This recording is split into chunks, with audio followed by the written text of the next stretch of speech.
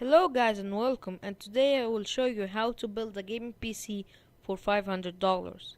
So this PC will be very great. It will run any game at low to medium settings at 1080p. So let's get started. The processor is the Intel Pentium G3258.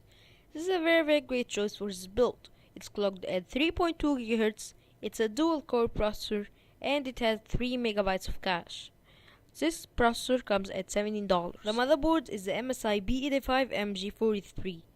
This is the best choice for this build.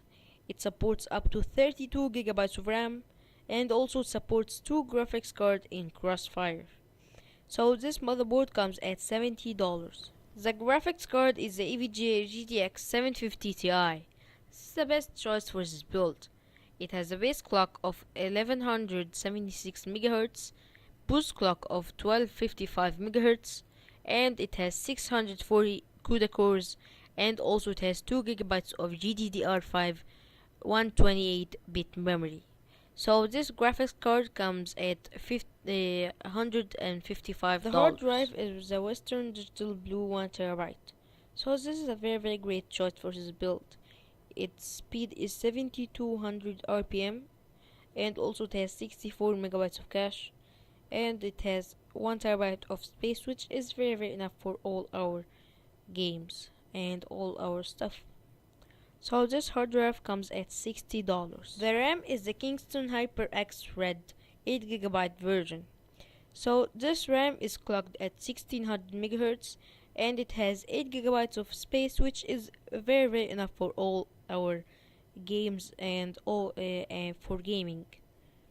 So this RAM comes at $75. For the case, we're gonna be using the Antec VSK4000E. So this is the best choice for this build. It has good airflow, but unfortunately it has no USB 3.0. So this case comes at $25. The power supply is the EVGA 500 watt power supply. So this is the best choice for this build.